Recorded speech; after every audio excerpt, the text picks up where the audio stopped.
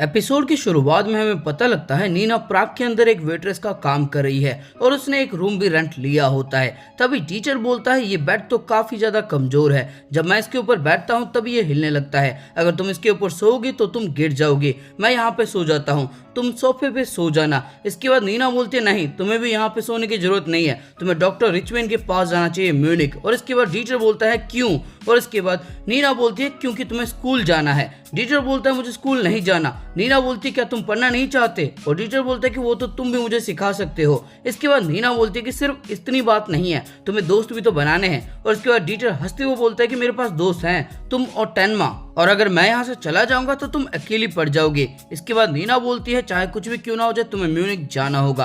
Teacher बोलता है नहीं, मैं नहीं जाने वाला। इसके बाद नीना कोट पहनती है और कहीं पे जाने लगती है। टीचर बोलता है नीना क्या तुम कहीं पे जा रही हो, नहीं रुको, तुम वहाँ पे नहीं जा सकती, तुम चाहे कितनी बार भी वहाँ पे क्यों ना जाओ लेकिन तुम्हें कुछ भी याद नहीं आने वाला, तुम हर रोज वहाँ पे जाती हो लेकिन तुम्हें कभी कुछ याद नहीं आता। इसके बाद हम देखते हैं नीना थ्री फ्रॉग वाली जगह पे पहुंच जाती है और बोलती है हम यहीं पे रहा करते थे। इसके बाद ये रूम के अंदर जाती है, सीढ़ियां चढ़ती है और बोलती है इसी जगह पे मेरे भाई को घसीटता हुआ ले जाया गया था। इसके बाद नीना को फ्रांस बोनापार्टा दिखाई देता है। नीना पीछे मुड़ के देखती है, वहाँ पे कोई नहीं होता।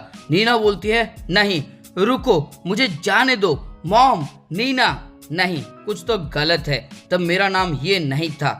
क्या था मेरा नाम?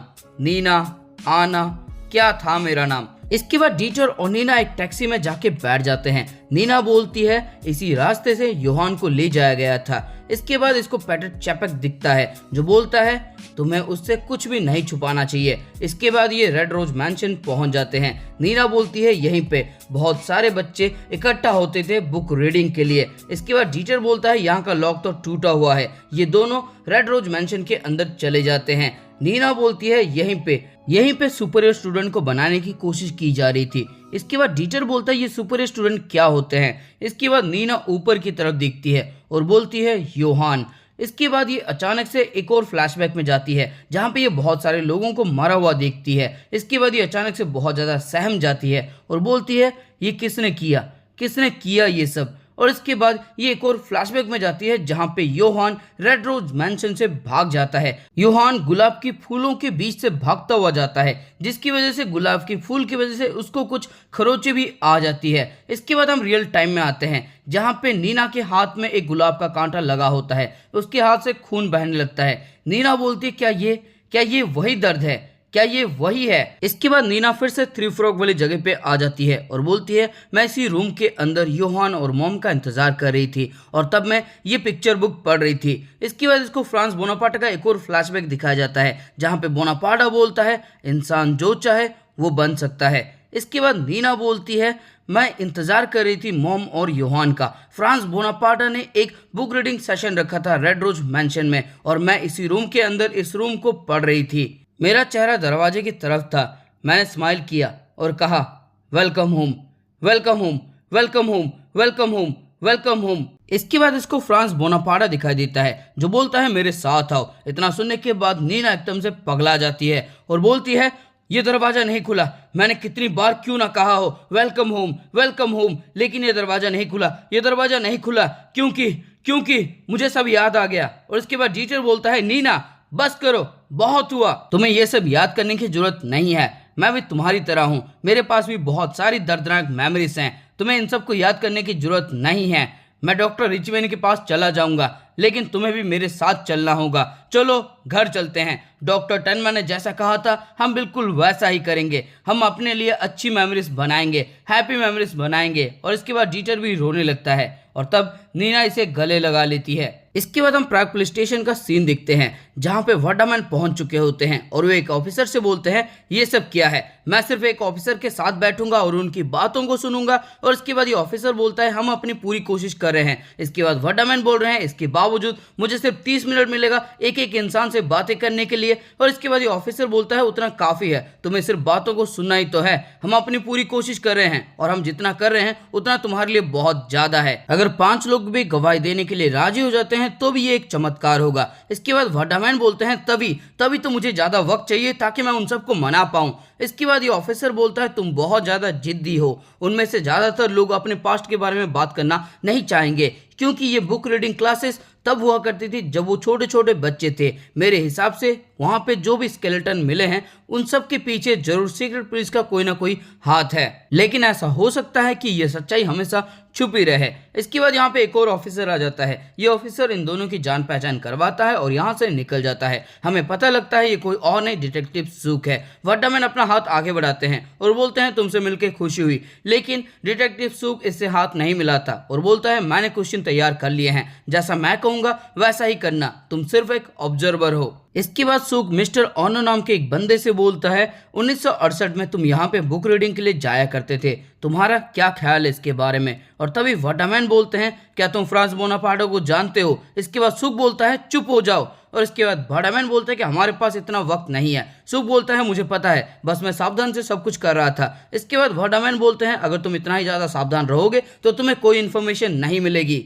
इसके बाद सूक बोलता है तुम्हें पता भी है इन्हें राजी करने के लिए हमें कितनी मेहनत करनी पड़ी थी। इसके बाद आर्नो बोलता है मुझे बिल्कुल भी दुख नहीं है, मुझे लगा था कि यह मेंशन मेरे लिए एक पॉजिटिव एनर्जी जैसा है, लेकिन जब ये जल गया तब मुझे बिल्कुल भी कुछ फील नहीं हुआ, मैं बिल्कुल भी दुखी नहीं हूँ। इसके बाद वाटरमैन बोलते हैं क्या तुम्हारी कोई पुरानी खास मेमोरी इसके साथ जुड़ी हुई है, तुम्हारे लिए तो ये एक स्कूल जैसा था। इसके बाद सूक बोलता है कि चुप हो जाओ, मुझे मेरे सवाल पूछने दो। इसके बाद आर्नो बोलते हैं कि नहीं, ऐसा कुछ भी नहीं है, दुख दर्द ये सब इनके बारे में मुझे कुछ भी नहीं पता। इसके बाद सुख दूसरे बंदे से सवाल करता है रेड रोज मैंशन के अंदर जो बुक रीडिंग क्लासेस चलाई जाती थी क्या उसकी वजह से तुम्हारी जिंदगी के ऊपर कोई इफेक्ट पड़ा है। और ये बंदा बोलता है कि नहीं, बिल्कुल भी नहीं। तब वाटरमैन बोलते हैं कि तुम्हारे पास कोई फैमिली है। इसके बाद सूक बोलते हैं तुम्हें इसके सवाल के जवाब देने की जरूरत नहीं है। इसके बाद ये बंदा बोलता है मेरा डिवोर्स हो चुका है, मेरे और मेरे बीवी के अंदर कुछ भी नहीं था, हमारी जिंदगी एकदम नॉर्मल थी, लेकिन पता नहीं अचानक से मेरे दोनों बेटों ने सुसाइड कर लिया। इतना सुनने के बाद ये दोनों हैरान हो जाते हैं। ये बंदा बोलता है उन दोनों के अंदर भी कोई परेशानी नहीं थी, पता नहीं उन दोनों ने ऐसा क्यों किया, उन दोनों ने सुसाइड क्यों किया। इसके बाद सुख बोलता है क्या तुम कुछ और कहना चाहोगे। और इसके बाद वाटरमैन बोलते हैं तुम्हारे क्वेश्चन कुछ ज्यादा ही बुक से उठाए हुए हैं, इस तरह से तुम कुछ नहीं सीख पाओगे। क्या तुमने किसी चीज का पता लगाया, तुम बिल्कुल छोटे बच्चे की तरह हो, लगता है तुम अपनी गर्लफ्रेंड भी इन बुक को पढ़ के ही पटाते होगे। इसके बाद सुख बोलता है कि तुम मेरे पापा नहीं हो, वैसे मेरे पापा नहीं है, लेकिन अगर होते भी तो मुझे तुम्हारी तरह कोई पापा नहीं चाहिए। इसके बाद सुख एक और बंदे से सवाल करता है क्या तुम्हें बुक रीडिंग क्लास के बारे में कुछ भी याद है। ये बंदा ना बोलता है, लेकिन तभी वाटरमैन बोलते हैं द पीस ऑफ गॉड बहुत ज्यादा बिजी रहता है। सुख बोलता है कि ये तुम क्या कर रहे हो। वाटरमैन बोलते हैं पीस ऑफ गॉड इतना बिजी रहता है कि वो कभी भी मिरर नहीं देख पाता, ये क्लाउस पोपे ने लिखा था, क्या तुम्हें इसके बारे में कुछ भी याद आ रहा है। इसके बाद ये बंदा बोलता है कि हाँ थोड़ा बहुत मुझे याद आ रहा है, लेकिन मुझे a monster from the east and monster from the west ज्यादा पसंद था। इसके बाद वाटरमैन बोलते हैं तुम्हें इन बुक में क्या अच्छा लगता है। ये बंदा बोलता है पता नहीं मैं तुम्हें कैसे समझाऊं, लेकिन ये बुक्स मुझे एक अलग सी दुनिया में ले जाते थे जहां पे मेरे अंदर से दुख दर्द हंसी खुशी डर ये सब गायब हो जाते थे। इसके बाद वाटरमैन बोलते हैं तुम्हें ऐसा क्यों फील होता था। ये बंदा बोलता है मुझे नहीं पता, लेकिन ये बात सच है, मुझे कुछ भी फील नहीं होता, अगर मेरा नाम भी छीन जाए तो भी मुझे कुछ फील नहीं होता, यही असली आज़ादी है, मुझे ऐसा ही फील होता है। इसके बाद वाटरमैन बोलते हैं तुम ऐसा फील क्यों करते हो, क्योंकि फ्रांस बोनापार्टो ने तुम्हें ये सब सिखाया है इसलिए। और इसके बाद ये बंदा बोलता है कि ये इंसान कौन है, क्या यही बुक पढ़ा करता था। इसके बाद वाटरमैन बोलते हैं तो तुम्हें बस सेमिनार से इतना ही याद है। ये बंदा बोलता है कि नहीं, मुझे एक और बात याद है, मेंशन में एक बार दोपहर में एक बंदा आया था जिसने कहा था कि वो कोई रेडियो प्रोग्राम चलाता है, उसने कहा था कि उसका favourite song somewhere over the rainbow है और उसने मुझे विजर्ड ऑफ ऊज की कहानी भी सुनाई थी। इसके बाद वाटरमैन बोलता है कौन है वो, उसके बारे में मुझे सब कुछ बताओ। और तभी वाटरमैन बोलते हैं ये तुम क्या कर रहे हो, और इसका कॉलर पकड़ के इसको बाहर ले जाते हैं और बोलते हैं तुम वहां पे क्या करने की कोशिश कर रहे थे, ऐसा लगता है जैसे तुम पर्सनल रीजन की वजह से यहाँ पे आए हो। और इसके बाद वाटरमैन बोलता है तुम भी तो पर्सनल रीजन की वजह से आए हो, मुझे पता है, तुम वही डिटेक्टिव सूक हो जिसको सीक्रेट पुलिस ने पकड़ लिया था और शक था कि तुम खुद एक सीक्रेट पुलिस हो, तुम अपना नाम क्लियर करने के लिए यहाँ पे आए हो, तुम पता लगाना चाहते हो ना उसके बारे में।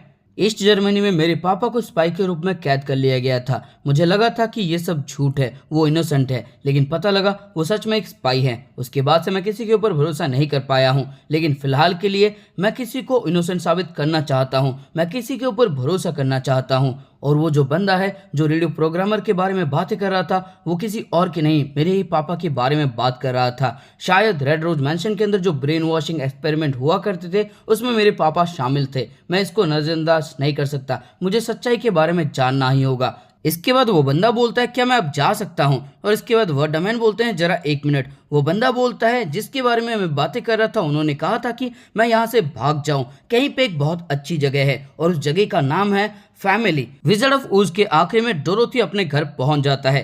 तुम्हें भी वैसा ही करना चाहिए, तुम्हें भी इस जगह से भाग जाना चाहिए। और इसके बाद से मैंने मैंशन से सारे नाते तोड़ दिए, क्या इतना काफी होगा? मेरे बीवी बच्चे मेरा इंतजार कर रहे होंगे। इसके बाद ये बंदा यहाँ से निकल जाता है। इसके बाद सुख बोलता है हम ये सब नजरअंदाज नहीं कर सकते, हमें 2 और लोगों का इंटरव्यू लेना है।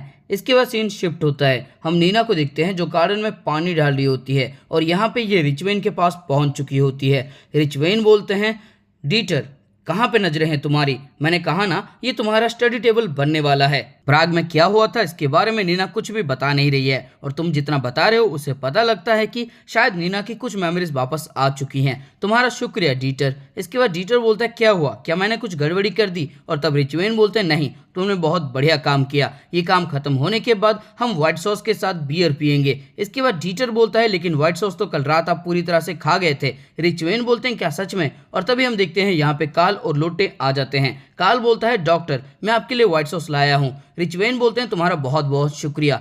नीना लोटे को देख के बहुत ज्यादा खुश हो जाती है, उसे गले लगा लेती है।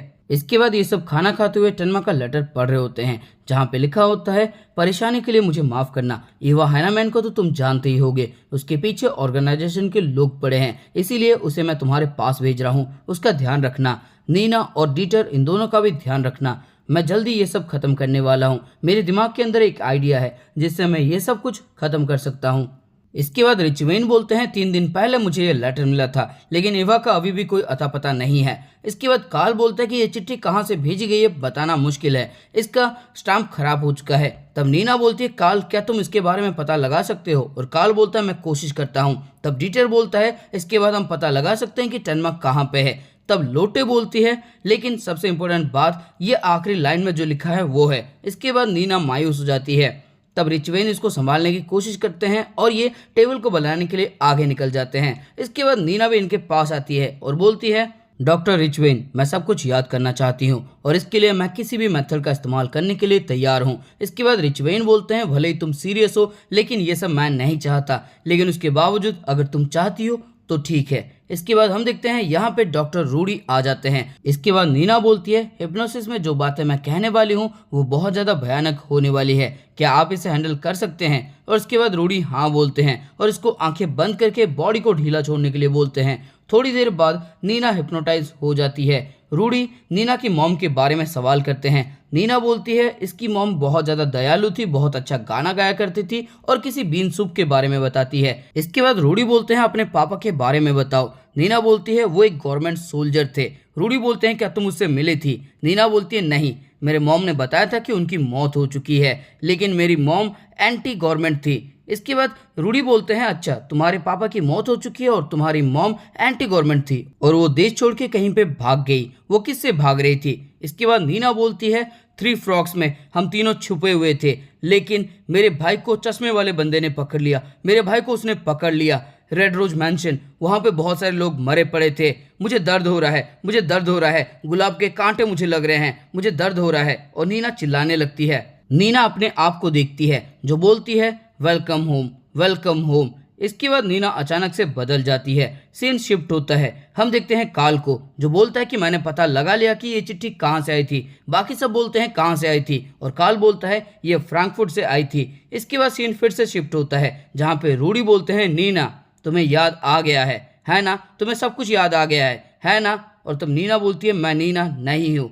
रूडी बोलते हैं तो फिर तुम कौन हो? नीना बोलती है मैं नहीं बताना चाहती। इसके बाद रूडी बोलते हैं घबराने की कोई बात नहीं है, बताओ तुम कौन हो? नीना खड़ी हो जाती है और बोलती है मैं नहीं बताना चाहती। इसके बाद ये रूडी का गला दबाने लगती है। रूडी थोड़ा पीछे हटते हैं जिसकी वजह से एक बेस टूट जाता है। बेस की आवाज़ बाकी सब सुन लेते हैं और नीना बोलती है मैं घर आ गई, मैं घर आ गई। इसके बाद रूडी बोलते हैं मैं ताली बजाऊंगा और उसके बाद से तुम हिप्नोसिस से बाहर आ जाओगे। इसके बाद बाकी सब दरवाजा खोल के देखते हैं। वो देखते हैं कि नीना वहां पे बेहोश पड़ी हुई होती है और रूडी उसे संभालने की कोशिश कर रहे होते हैं। रूडी बोलते हैं सब कुछ ठीक है। इसके बाद नीना बोलती है क्या मैंने कुछ भयानक कहा? इसके बाद रूडी बोलते हैं नहीं, जब तुम हिप्नोसिस के स्टेट में थी तब तुमने मुझे कुछ नहीं बताया, तुम मुझे कुछ बताना नहीं चाहती थी, लेकिन मुझे पता है तुम्हें सब कुछ याद आ चुका है। इसके बाद हम 2 दिन बाद का सीन देखते हैं जहाँ पे नीना रफू चक्कर हो चुकी होती है और उसने एक लेटर लिखा होता है माफी मांगने के लिए। उसने लिखा होता है कि मैं टेनमा के पास जा रही हूँ फ्रैंकफर्ट, मैं सब कुछ समझ चुकी हूँ, मुझे याद आ चुका है, मुझे पता है कि मैं कौन हूँ, मुझे पता है कि योहान कौन है,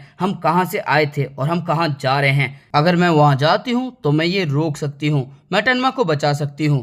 और इसी के साथ ये एपिसोड हो जाता है खत्म।